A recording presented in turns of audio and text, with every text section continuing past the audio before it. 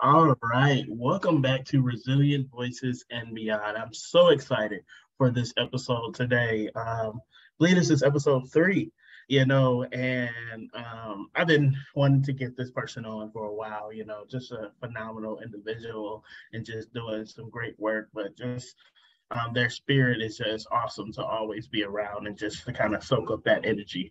Um, but before I introduce you guys to the individual, I'm gonna have them introduce themselves. I just want to say thank you guys for all the support that you guys have been giving me to lead me to be able to do season 2 and just being here, and hearing from you guys, your criticism and your advice and just trying to be able to get this thing study floating and trying to make sure that season 2 is beneficial and educational to you guys. So thank you. So without further ado, I'm gonna have my guest introduce herself and yeah. Hi everyone, my name is Xandra R.Vaughn, and I am currently attending Cal State San Bernardino, and yeah.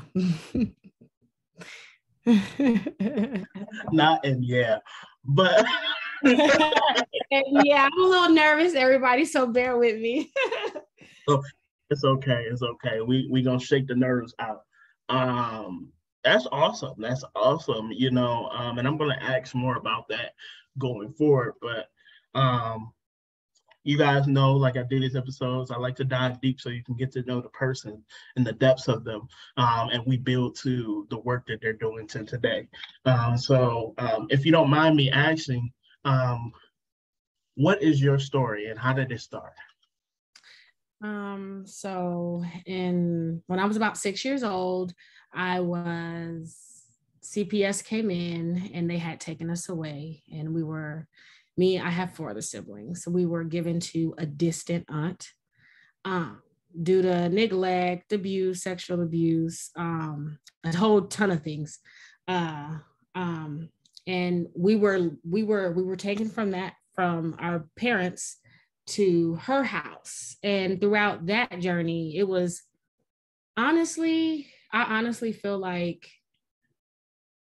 the things that went on there, I think that the woman that we was with, she did her best, but it wasn't different. It wasn't any different than, us being with our parents, to be honest with you. I feel like that. I honestly feel like that. I feel like, what difference did it make? I guess the foster care kind of feels like if you place these children with family, oh, this is an auntie, let's place them here, it's going to be better. But I feel like it should be more than that, just because she was family, you guys wanted to just place us here. But I think that the things that went on, some of the things that went on, I think was kind of somewhat, wasn't too much different the way we was at, with her parents.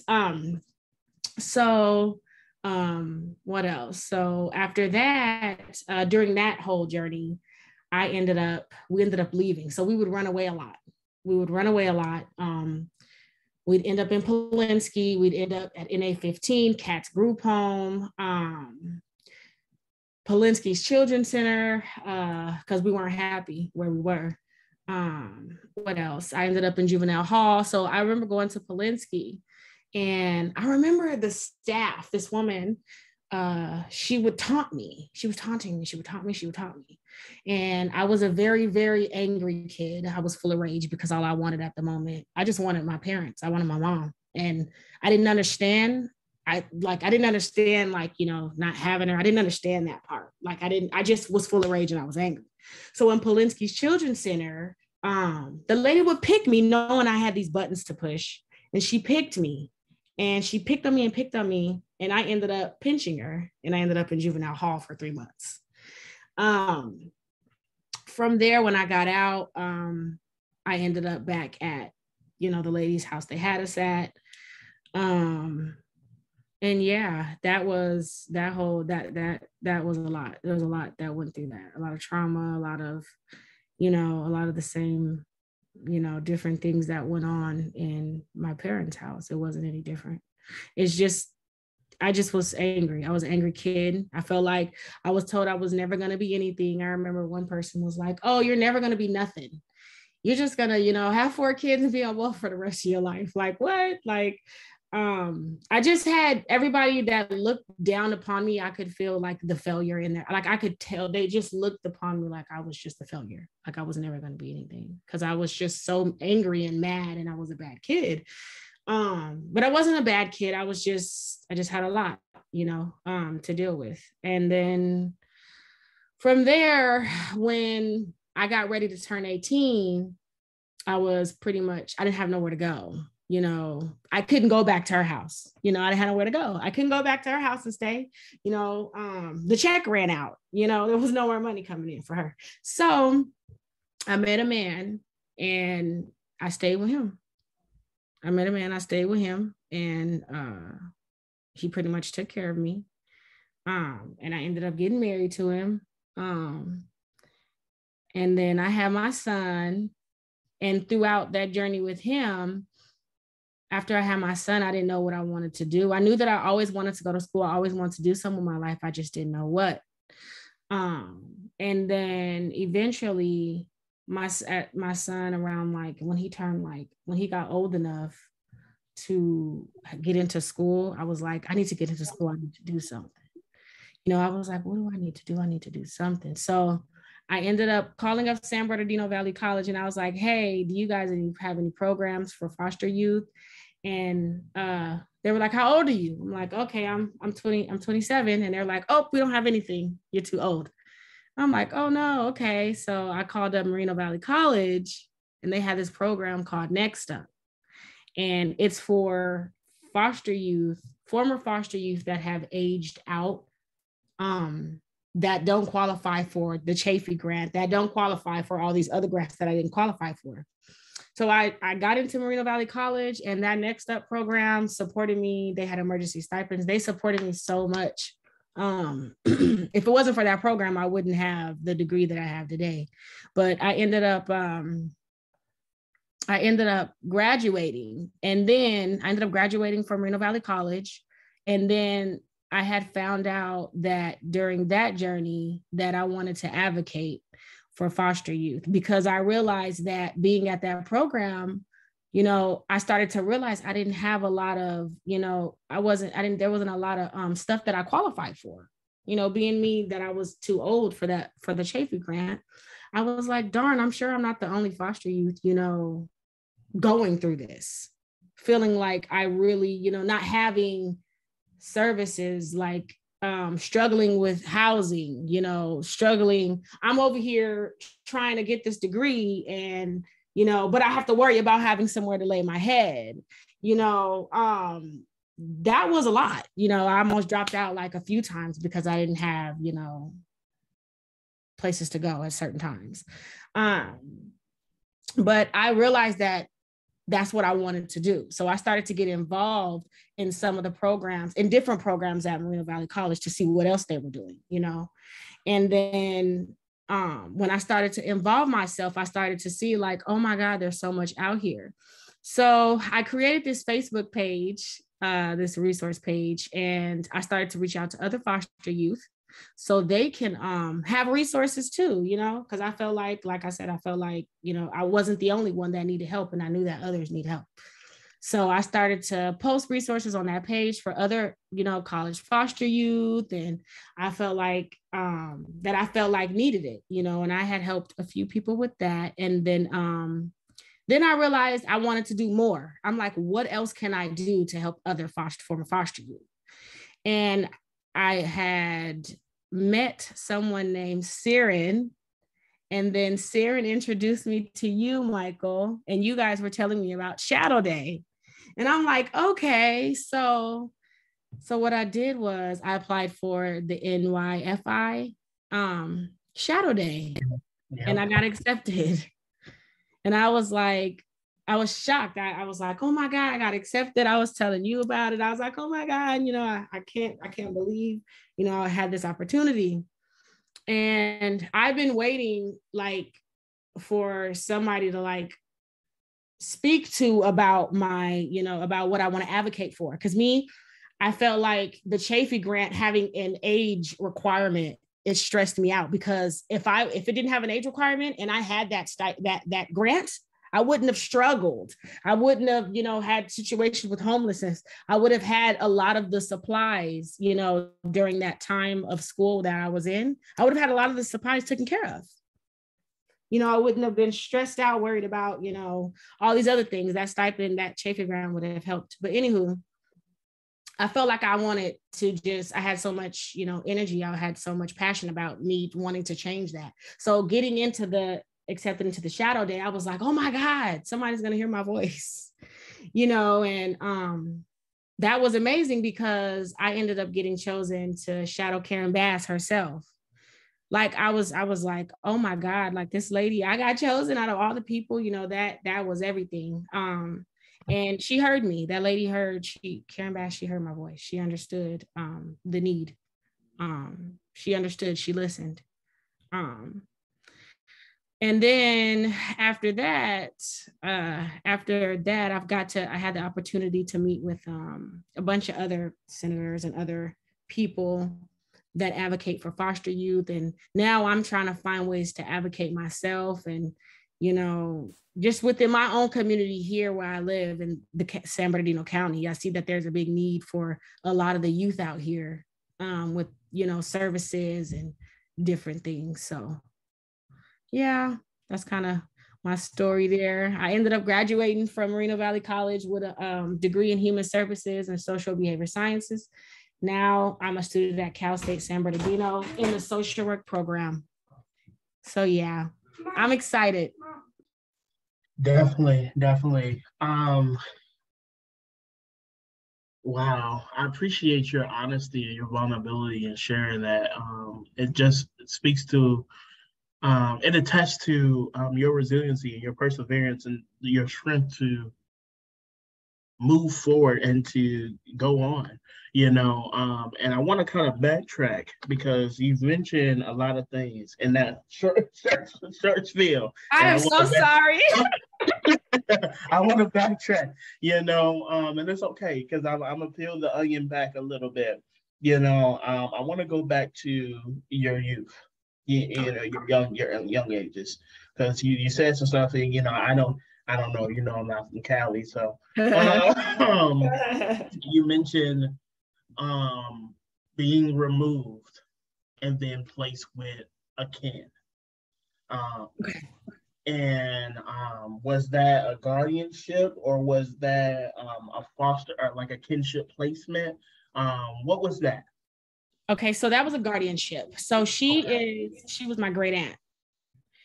And I guess the foster care felt like, okay, she's family, let's place her here. Definitely.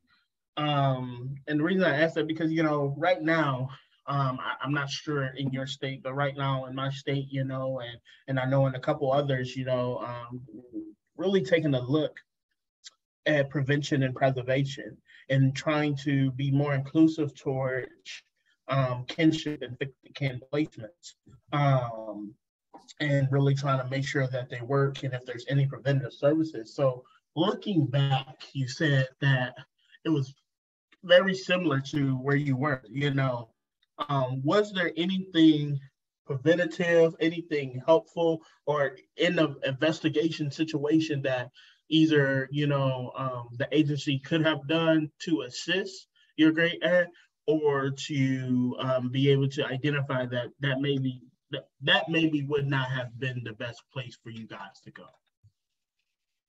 Let me think. I think that honestly, I feel like they could have listened more. Mm-hmm.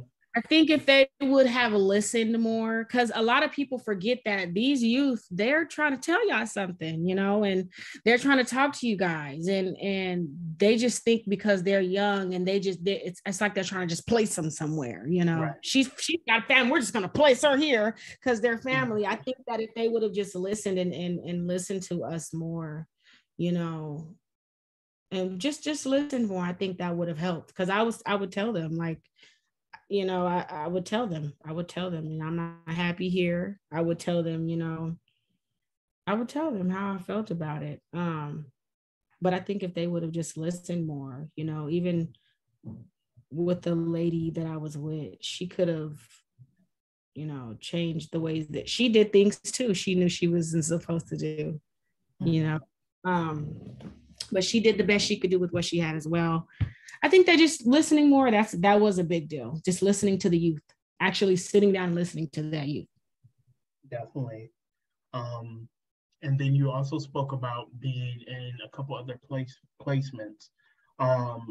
What, like, and you know, you didn't really tell them what kind, were there like emergency shelters or were there group homes, you know? And I forget the name that you mentioned. You said, yeah, Polinsky and something else. NA-15 cats group home. Yeah. So if you could tell me more in depth what those experiences were and what kind of places were those? Okay, so Polinsky is like a huge facility for youth, foster youth, that they go when they don't have anywhere else to go. It's like temporary placement until they find them housing, a group home, or wherever they're gonna go. Polinsky was just what it was. It was like a temporary shelter. They feed you, they clothe you, and you're just it sucks because it's a facility, it's a large facility, and it's like closed in, and it kind of has that like feel to it, like I'm locked in kind of feel, like I'm here and I can't go nowhere else kind of feel to it. Right. And they would have these large walls, cement walls with these metal rods coming out the top that was curved. So like I remember the juvenile hall, when I got placed in juvenile hall, before that I was trying to run away.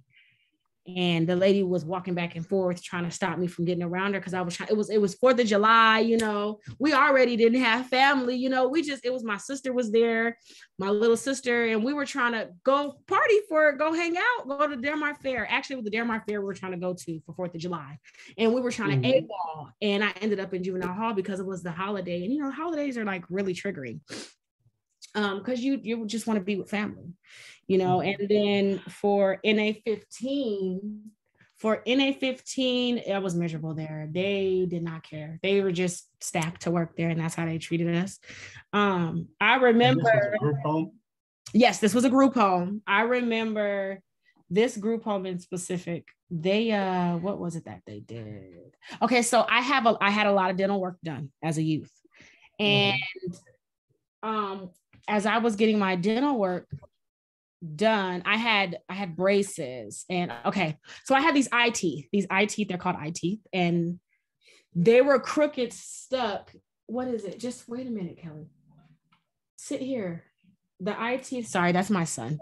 The eye teeth were stuck up into my nose canal, and they were twisted, and they had to come out. So I remember having my great aunt. She was making me an appointment for the dentist through them. She's like, hey, she's got to go to the dentist. I remember them taking me to the dentist, and I forgot the staff's name. I believe it was Megan, but she was sitting there on the phone. I went in the back, and this guy stood on top of the dental work chair, the chair you sit in. I was like maybe 13, probably younger than that. He stood on the chair, put something to these teeth that were stuck in my nose canal, and tried to rip them out of my mouth. And I was like, oh my God, this is hurting. And I was whining. And he was like, you're fine. And I remember my staff not saying nothing, not checking on me, not nothing. Like, he damaged my nerves. So I ended up having to go to be put to sleep for that. And where was the group home? Wow. Where was my support? You know, I felt like there should have been more support from my group home. You guys were my caretakers. You guys were my guardians. How is this happening? Wow. That sounds like very, very traumatic, on top of what you've already experienced, to hear that now. Well, was a medical procedure, and there was no one there, a parental, but nonetheless, the people who have been in charge of your care didn't care. You know, oh wow. Yeah, that was, I said, where was my, and then his name was Dr. Needle. I'll never forget him in my life. And that traumatized me. I'm just like, where was you? Where was the people that cared? Where was the people? Where was my, that man messed, he traumatized me. So I remember that going on. I remember me and my sister AWOLing too. So.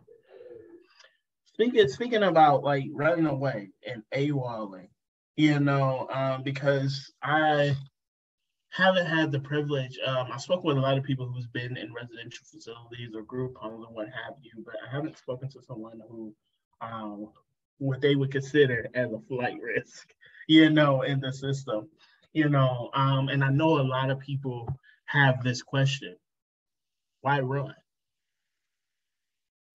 I would run away from that group home because I was depressed. I wasn't happy. I was tired of being there. Oh, and here's the other thing. The other thing is they had me on they had me on so much medication that I was not coherent. Like I would be turned to the zombie. Okay, so like that was the other thing. So my caretaker, she didn't know she was doing, my great aunt, the guardian, she was doing, the best she could. So she would take us to these therapy appointments, and the psychiatrist would give us all this medicine. And I was diagnosed as ADHD, bipolar depression, and all these different things, right? And they had me on this medicine, and I would just zone out and be quiet the whole time. And I just 24/7. That was the other thing the group home did. Why? This isn't normal. Like, you guys see my behavior. You guys watch my behavior. You know what I'm saying? Why till this, now that I'm an adult, if I see something, I would say, you don't think the medication they're taking needs to be, reevaluated? This shouldn't be responding in this way. They shouldn't be responding in this way. That was another thing. I was tired of I felt like I don't know how to explain it. I felt like I was just on drugs the whole time. I couldn't even be myself. I couldn't think straight because I was always on medication. They always had me on medication. So that was another reason I ran away. Y'all just want to give me pills and tell me be quiet and listen and be a good kid. And y'all don't understand that behavior is a language. I'm trying to tell you something, and I don't even understand it at that time. I didn't even know what was going on. That was why we ran away. I had my sister with me again at that time too. But wow, I ran away. I felt like I could take care of her. We could take care of ourselves better than what they were doing at the group home. Wow. You just hit something that I don't even know if you dropped this gem. Right. But behavior is a language.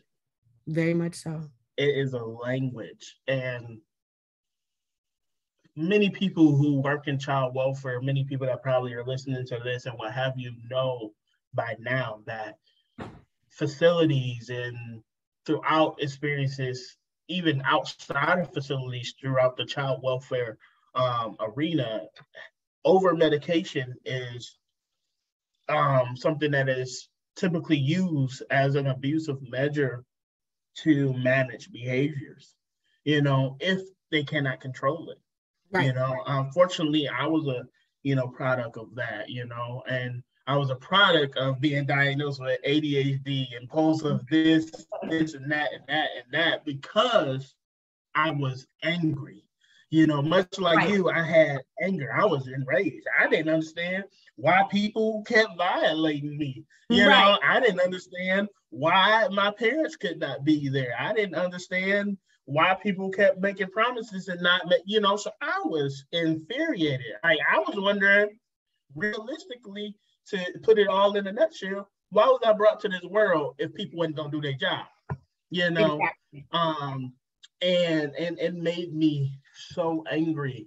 And due to all the things I had been through, and I think I explained this on another episode that, our body automatically, if we go through so much pain, we shut down, we numb out, sometimes we faint or what have you. For me, I numbed out mentally, and I was still operating, my brain was operating, but me being coherent in the life and just walking through, I wasn't really there.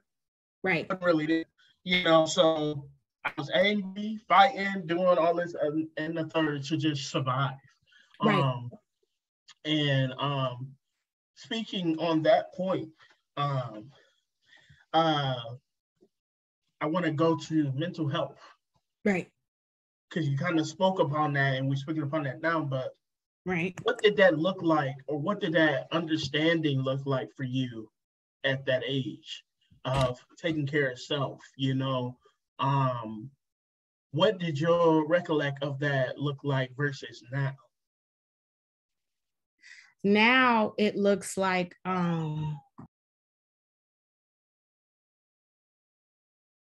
just a minute, you guys. Sorry, my son's in here and he wants to. Yep.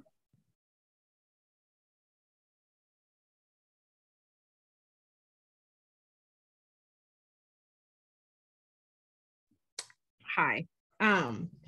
So so let me think. So mental health, I had no idea what mental health was. Nobody taught me what mental health was. I just was an angry kid. And I thought that a lot of people where I was, I guess it was like in the Black community, you don't see, how do I explain this? You don't see it as that's a mental health issue or something needs to be changed. You see it just as, oh, they're just angry. We're going to find some way to use this anger, And then like, as a child, I didn't see mental health though. I just know that I was a very, very, very, I was full of rage and I was angry and I didn't understand why nobody loved me. And I felt like nobody around me did. And I needed to take it out on something, and then with all the trauma, I didn't understand that these things it wasn't, I needed some kind of intervention. I needed some kind of help. I didn't understand that. Even as growing into an adult woman, before I started community college, I thought I really I needed something to help me go to school and get my degree. I needed some type of medication because of all those labels. And I thought it was something wrong with me. And I thought I couldn't do it without the Adderall I was on or all these other medications. So I was going to see a psychiatrist and then I stopped. After I seen the psychiatrist, I left and that was another situation, but I finished and I got both my degrees and my certification without any medication, but yeah. Wow. Like you're dropping these gems and I'm just taking them all in because we don't realize and we as advocates, we advocate about so many things at that surface level, but also throughout our speech and what have you, we're also advocating for certain things that we don't even realize. And just hearing your story and what you've been through, speaking volumes about cultural stigmas and labels that you have to battle on top of the stigmas that, your experience has brought upon you. And then also now you have to battle mental battles, because of the stigmas that have been impressed on you. And you believe that now there's no other way to function without, and that right there, we can speak about that for days, that now, and I see that in our community, like people who have probably been over medicated or people who have been told that they need this to function. Now they depend on, sex, drugs, relationships. And those are side effects of the real, culprit of what happened when they were in care, like I said, we can probably talk deeply upon that, but I appreciate you uplifting that. But also being, becoming a Black woman. Right. And I don't know if you can speak upon if you had anyone to kind of lead you to that, or if it was kind of just figure it out as it goes. What does that mean to you now, being the woman that you are, versus trying to figure that out?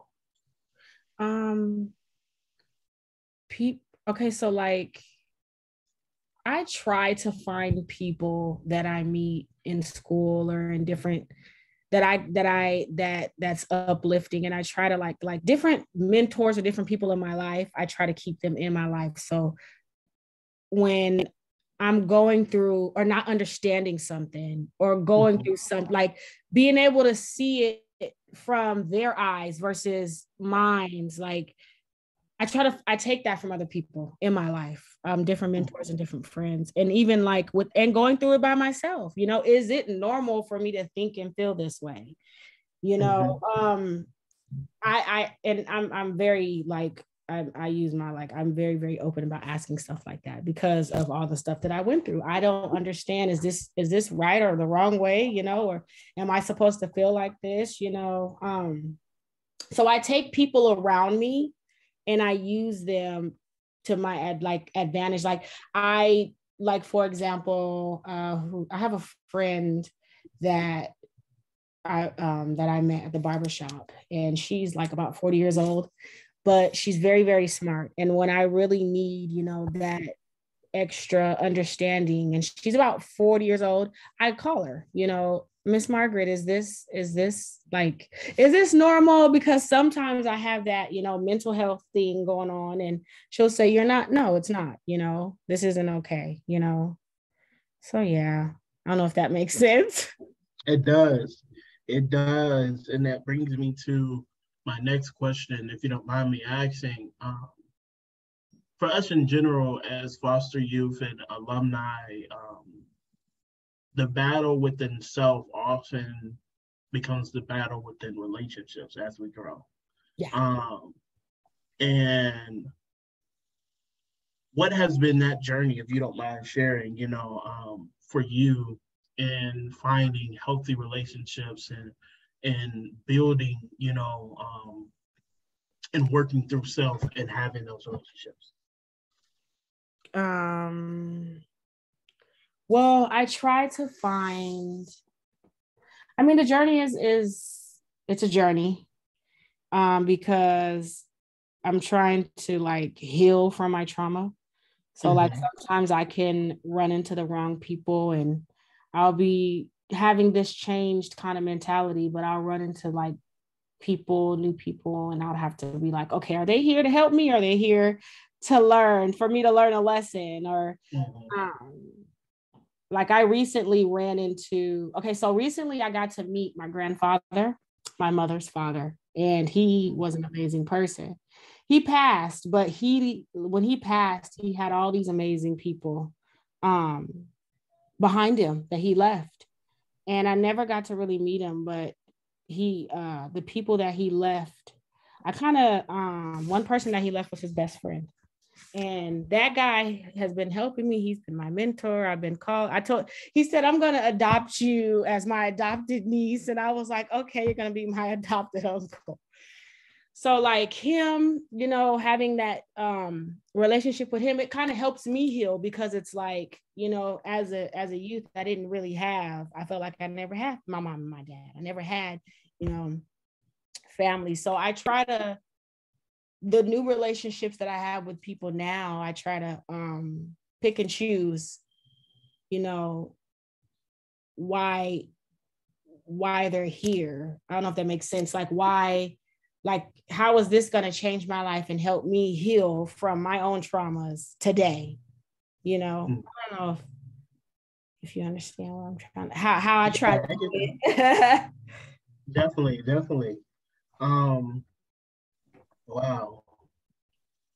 Because it's almost like, as you're continuing on your journey of healing, and working through, different motions and process of forgiveness, acceptance, understanding, and just recovering, there's people coming in and out of your life. Yeah. So you want to know what aspect of the journey are they a part of? Are they here for life, or are they here to give you a lesson or for a moment or what have you? Right. Because someone once told me people comes into our life for seasons. Sometimes those people come in for a lifetime, but sometimes people come in there for one season and then they go on the next season, but they may be back, right, for another season, so in our aspect and sometimes how we, work through things, we it's easier for us to understand, are you here, to hurt or harm or add or contribute or not contribute, because really I don't need nobody coming into my life wasting my time. I don't need no extra negativity in my life. And if that's your intention, you might as well just keep on 75 and keep pushing. No distractions. Right. So I definitely get that, and I understand that. I want to go back to, because I want to hit all these points that you kind of hit in the very beginning of telling the story all together. And you spoke about homelessness. Yes. And if you could share a little bit more about that experience and what lessons or what came out of that for yourself. Okay, so I'm going to be as honest as I can for y'all. Very, very honest. So me being, after coming out of, my guardian, house and stuff, not having nowhere to go, me as a young woman, I needed to find somewhere to go. And, at that time, I had a lot of different people that I knew, and being a young woman, I guess, you find cute guys here and there. And that was kind of like me finding my stability. Hey, you could stay here. He's like, hey, this guy, hey, you can stay here. I can stay here. Or I can stay at your place.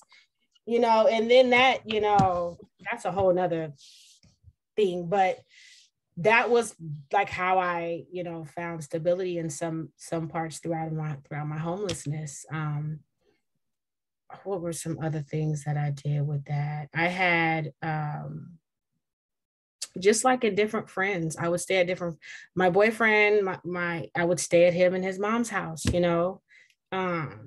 that's what I would do. The guys that I was with, I would stay at their house. And that was like pretty much my way of finding stability. I remember staying at a THP Plus in the very beginning when I was getting ready to transition when I get ready to transition out from 18, my social worker found me a THP Plus. I stayed on Williamsburg in La Mesa. And I didn't know. Okay, so here's the thing. I didn't know at that time how important, like how that worked, how important. I was so young. I just was, I was 18. I didn't realize the seriousness, I guess, of it all. I know that I was in school. I would take the bus all the way across the city to go to school then, but I ended up not following through on my rent on that THP Plus, and I ended up getting kicked out. I think now that I'm the age I am now, I think back then and I'm like, I didn't realize it then, but I think that where I was mentally, the state that I was in, I didn't even think I was, ready for all that responsibility. I just know that, I had the THP Plus at that time, but I had it for about a year and they kicked me out. So there I was finding, another boyfriend. Hey, I don't got nowhere to go. That's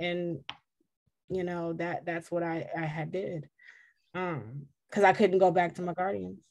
Definitely. I want to kind of like give you, like the space and opportunity, because your reality is so much the reality for so many women. And I'm not even just going to genderify it to just women, but so many people aging out and trying to seek out like safety. It's really in that survival mode, seek out safety. Exactly. And through relationships that at that moment, we know they ain't really good for us. Right. Unfortunately, some people, when doing that, get abused. Yes. And what have you. So what advice that you would give now to your younger self, but also to all those people who may be doing this now, just aged out, maybe using promiscuity, right. And what have you, to try to get things met, as a survival mechanism right now. What advice would you give to that? Okay, so for like a young woman, I would tell her, or my young self, girl, stay in school. Go to school. I don't care if you don't know what you want to do, stay there. If you're taking an elective for art and you don't like art, stay and figure it out and find, and that man that you with that's abusing you, because I was abused and I stayed because I needed somewhere to stay. You know, that man, he don't love you. You got to learn to love yourself first. And you can do better. You can do better. Just stay in something that makes you happy no matter what, and keep going. And nothing's supposed to be easy, because if it was easy, everybody would do it.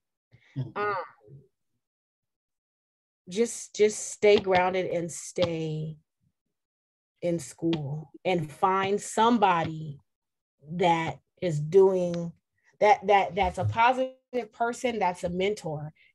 Try to get involved into getting involved with them, or have them getting involved with you and doing positive things, because it's only so long, you know, until you look up and you 40 years old, you know, trying to figure out, you know, it's too late, you know. No, I say just stay in school, find something that you like to do, find your dream, you know, find what makes you happy, you know, and find somebody that can mentor you, and that can, you know, be there for you. It doesn't matter where you find the support, if that's church, school, you know, even a friend, and figure out what you want to do for you. You don't have to stay with a man for stability. You know, there's resources. You just have to look, and you just have to keep going forward no matter what. That's what I tell myself. Wow. Thank you for that, you know, and typically I leave the advice for the end, but I just feel like that was the perfect moment, because I've interviewed a couple other people who similar, you know, experiences.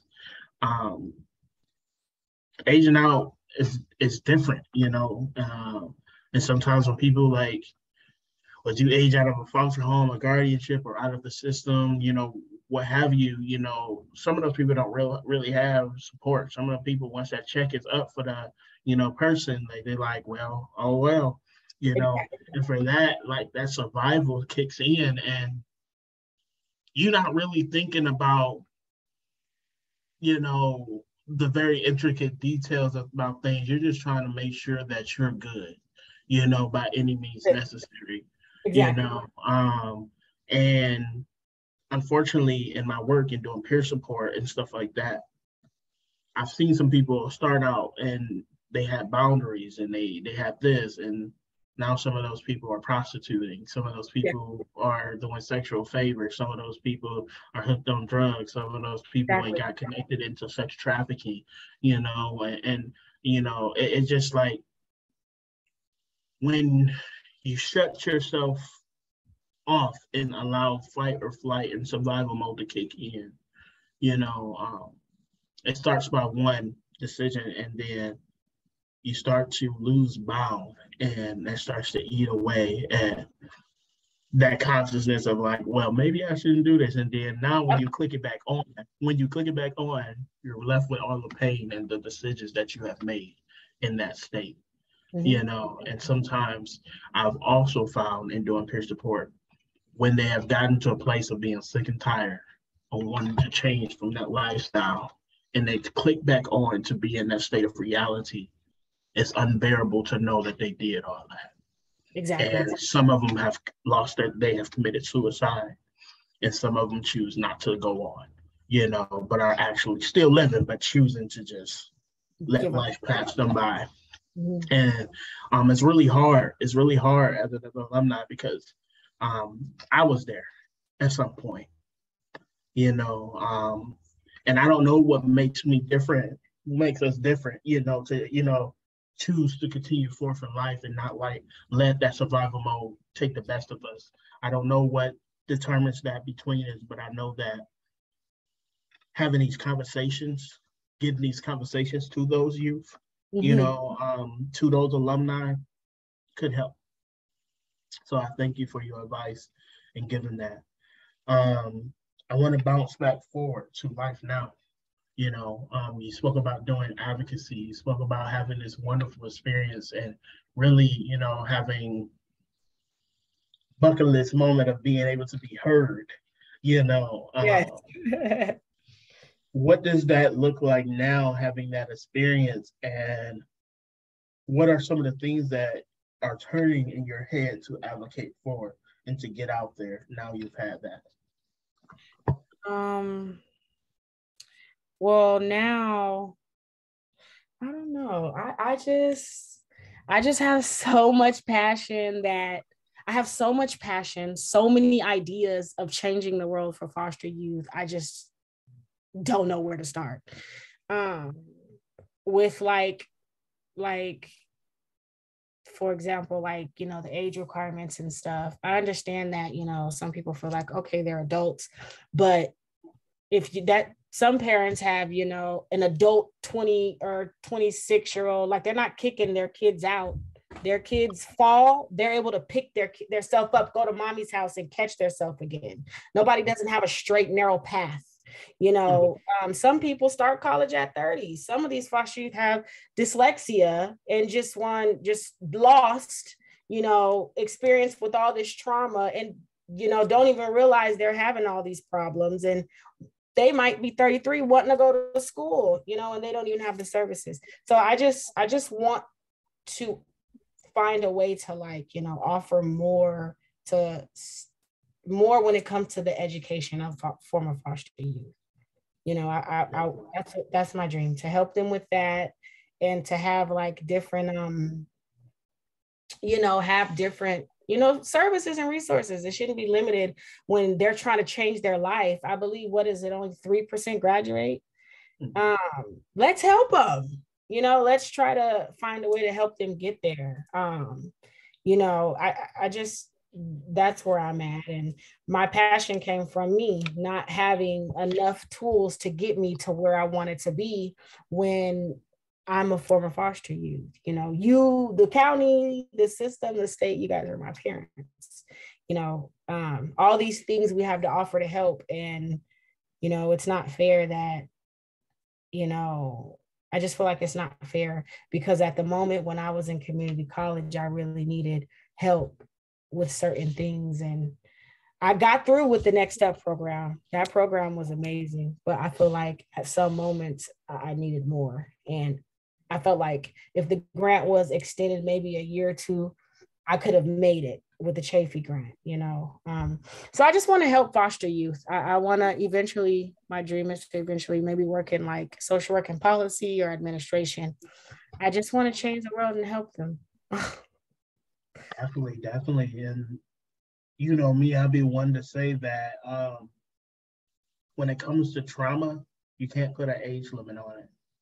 Okay. You know, especially, you know, you have people that come from the system and been severely traumatized and only started working on their mental health to recover from that trauma in their 20s. Yes. You know, yes.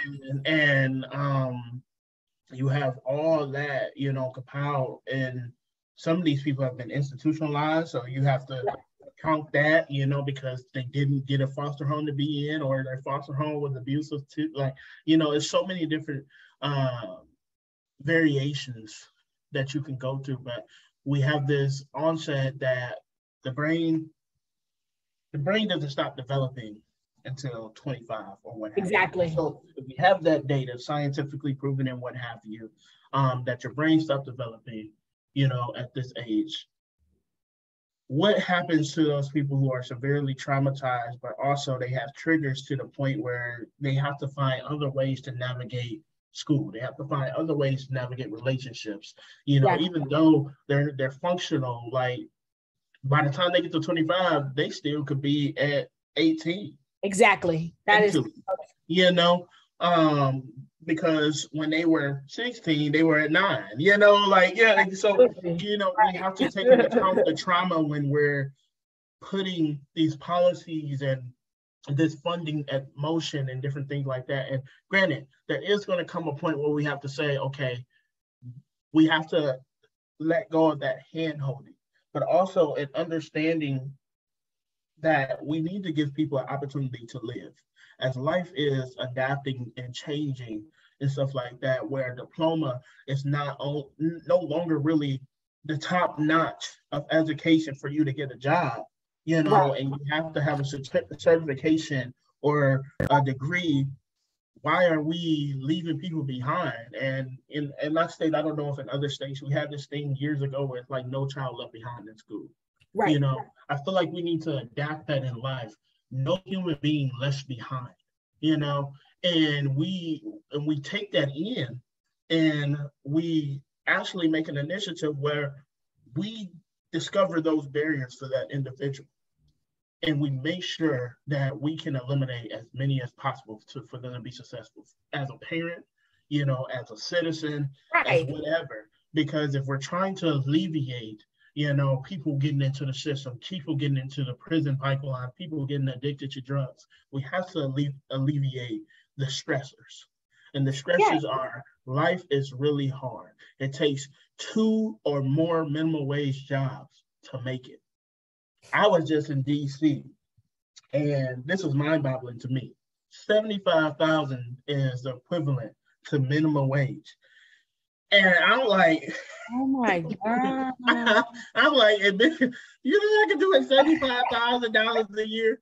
Well, you know what I could do? Like, so I just said, like, the mismatch, and I know each state has their own different thing, but the mismatch in trying to live and trying to survive, it doesn't make sense. We got people that, because they can't afford California, who age out in California, are expected to make it, but in California don't have a middle class. So you got people aging out into homelessness right out the gate, because how are they supposed to afford, you know, 6-digit salary, you know, absolutely, you know, being 18 and trying to make it, you know, that's just mind-boggling to me. I don't even know how people are thinking that's okay, you know. Exactly.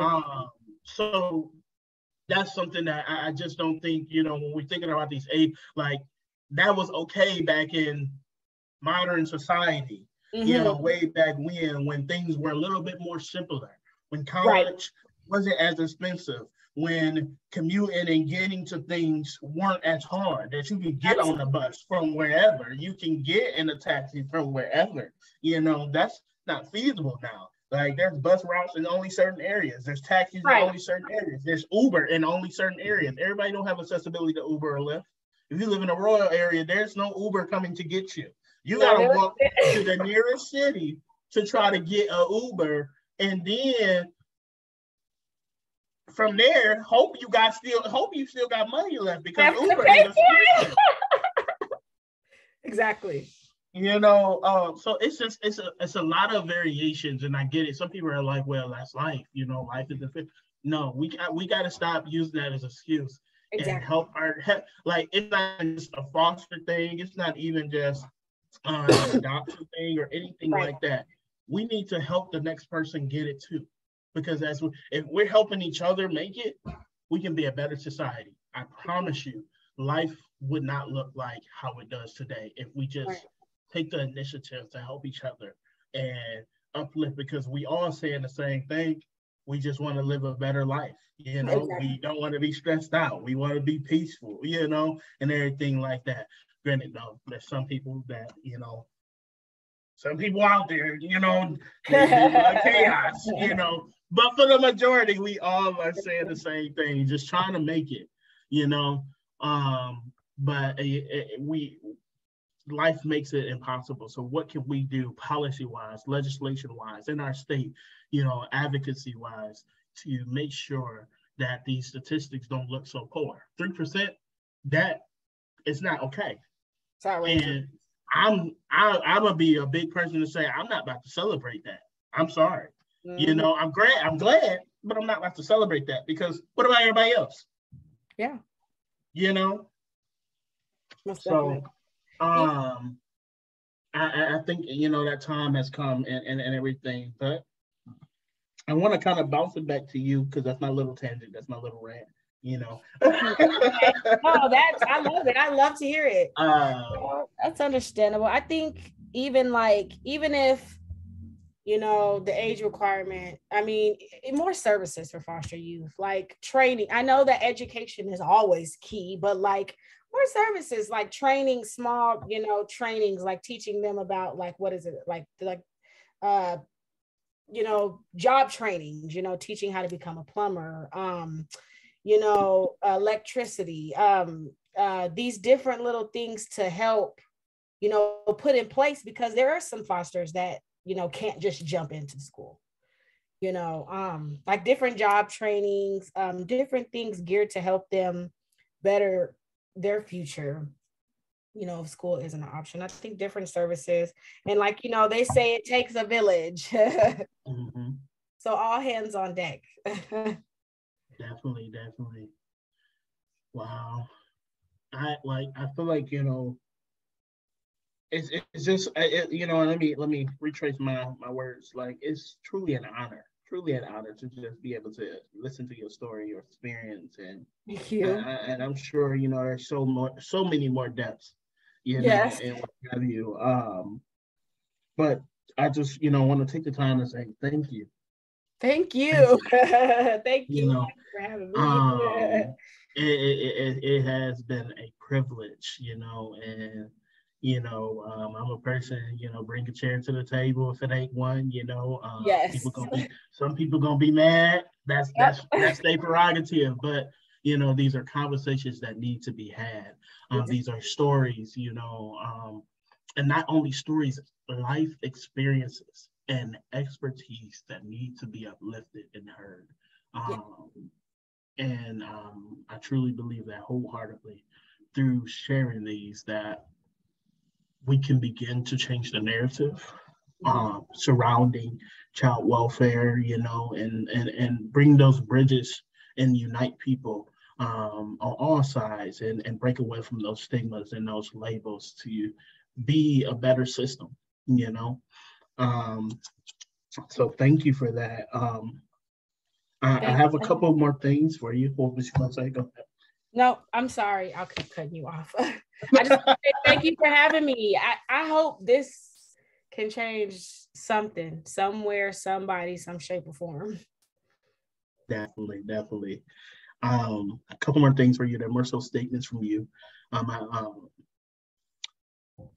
What advice would you like to give or leave here today? For any specific group, category of people, or what have you, or just in general, what advice would you like to give or leave here today? You don't have to be, you could change the world from where we're at now, from where you're at now, even by the little things. You don't have to be the president. You don't have to be senator, congressman. You don't have to be a celebrity.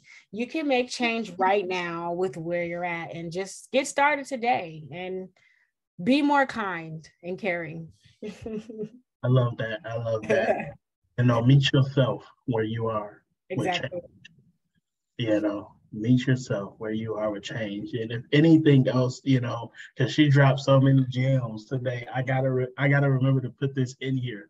Is behavior is language. For my social work people, like that, you need to say that to yourself every day. Exactly. Behavior is language. So what am I missing from this person that's on my case? It's a behavior. You keep moving. What am I hearing from them? So I just want to, add that little gem for you guys to use and think about. Other, last thing, what lasting comments would you like to live? And this space is really, you got a rap song coming out. If you got, an album, whichever, some poems, a book, whatever, how people can stay connected with you and just see the work that you're doing. I know you said you had a Facebook page, so I definitely want you to shout that out for any alumni or any people that they can follow that and be connected, or share resources to you to be able to put on there. I want you to highlight the great work and how people can connect with you. Okay, so I manage and I maintain a Facebook page on Facebook. And I would love for people to just follow me and add different resources. My Facebook page name is, let me see. Well, I'll just give you guys my Facebook. It's Rubz, R-U-B-Z, Alex, A-L-E-X, Vaugh, V-A-U-G. and it's attached underneath into my about. The group is attached there, but it's former foster youth advocacy and resources. So if you guys want to reach out, if you need help, I'm in California, but I could try to connect you. If you need resources, anything, I will find a way to help you. And I'm all by myself. I don't work out of a business or anything. I just want to help the foster youth that need to be heard, because I know how it is not being heard. So Definitely, definitely. And she connected with me on the page. So if you on the Midwest, or in Michigan, feel free, you guys already know y'all can reach out to me, but feel free to reach out to me, and I'll be definitely willing to help you guys out and give you any resources or connect you, wow. Thank It's been you. it's been a long time coming. So I've been trying to get her on this, for a while, but I'm glad I finally got her on here. She's episode 3 on season 2. I definitely plan to have her on a couple roundtables and just continue that conversation. But thank you. And as I get ready to end out, just saying thank you to you all that are continuing to listen, continue to follow my work and what I'm doing. I definitely ask that you guys connect and follow, what she's doing. I believe she has a LinkedIn too. So if you're on LinkedIn and stuff like that, connect with her and everything, couple things that I have for you guys. We touched on a lot of potentially triggering things here. So just make sure as you're listening to these episodes that you take care of yourself, mentally, physically and what have you. Just make sure you take that time to do some breathing exercises, be mindful, bring yourself back to baseline and everything. I don't want any of these episodes to be triggering and set somebody into an anxiety spill or what have you, but I also know that these are informational. So just be mindful and know your capacity and just make sure that you're taking care of yourself for self-care wise. Also, COVID ain't over, still going on. We got monkeypox, we got influenza, cold season coming up. Take care of yourself. Please take care of yourself. Please don't be like, oh, well, they said no mask, so we out here, No, take care of yourself, follow the proper protocols. We have learned something from COVID. We've lost too many people so far. So please, if you're sick, you've been around someone sick, put that mask back on. It ain't gonna hurt you. It ain't gonna kill you. Just put your mask back on, make sure you're sanitizing, but please don't use sanitizer as a supplement for washing your hands. You still need to wash your hands, and stuff like that. So, sanitize, and wash your hands too. But just be careful, it takes all of us to take care of just one of us, so we are that village, so let's all be mindful of our neighbors, and lastly, said I was going to announce this, if you're in Michigan, Michigan Children is going to be doing a children's advocacy, summit or conference, as I get more information, I'll get that out to you guys, but it's going to be in memory of Michelle Corey, which was a phenomenal advocate and an individual that worked with me with the Michigan NFYI chapter, but also with NFYI and other organizations. So be looking out for that if you're interested and you're in this state. But also, I do want to offer this up. If you're interested in doing your own podcast, I wanted to know how I started this up, or wanting some advice about advocacy or how to start, or how to get in that. I'm more than willing to connect you with myself or connect you with anyone I've had on any of my episodes that you feel like you can talk to or connect with and what have you. So please, I want to make sure that we're all, doing good. We all being in what we want to do. If there's any way that I can help you get somewhere in your life or do something, I want to be that person for you.